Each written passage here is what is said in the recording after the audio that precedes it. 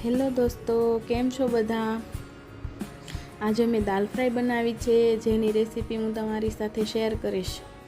એના માટે મેં 1/4 કપ જેટલી તુવેરની દાળ લીધી છે અને 5 કપ જેટલી મગની દાળ લીધી છે.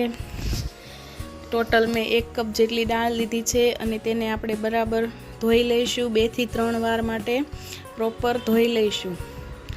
આ રીતે તાજું પાણી રહે ત્યાં સુધી આપણે એને ધોઈ લેવાની છે. હવે મેં 2 નંગ ટમેટા લીધા છે, એને આપણે ઝીણા ઝીણા કટ કરી લઈશું. અને 1 નંગ કાંદો લીધો છે, એને પણ આપણે કટ કરી લઈશું. હવે આપણે દાળમાં 1 ચમચી જેટલું તેલ નાખી અને મિક્સ કરી લઈશું. આ પ્રોસેસ કરવાથી દાળ બહુ જ સરસ બને છે. મિક્સ થઈ જાય એટલે આપણે એમાં મસાલા કરશું. એના માટે મેં 1 ચમચી લાલ મરચું લીધું છે, 1 ચમચી હળદર, આદુ લસણ મરચાંની પેસ્ટ, સ્વાદ પ્રમાણે મીઠું, 2 તમાલપત્રના પાન, 3 લવિંગ અને કટ કરેલા ટામેટાં અને કાંદા. આ બધું જ આપણે મિક્સ કરી લેવાનું છે.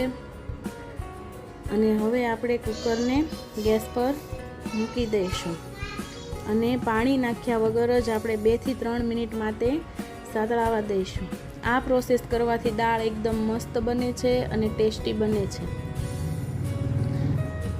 2 થી 3 મિનિટ માટે સતળાઈ જાય પછી એમાં આપણે 2 કપ જેટલું પાણી એડ કરીશું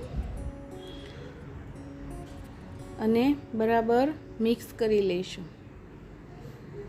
મિક્સ થઈ જાય પછી આપણે એને 2 વિસલ મારીશું. 2 વિસલમાં આપણી દાળ મસ્ત બફાઈ જશે.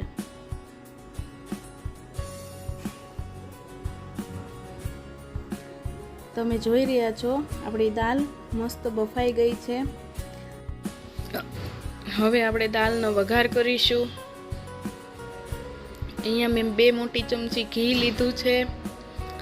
ઘી ગરમ થઈ જાય એટલે 2 ચમચી જીરું, ચપટી હિંગ, અડધી ચમચી હળદર, અડધી ચમચી લાલ મરચું અને 2 થી 3 લસણની કળી ઝીણી સમારેલી અને 2 લાલ સૂકા મરચાં આપણે એનાથી વઘાર કરીશું.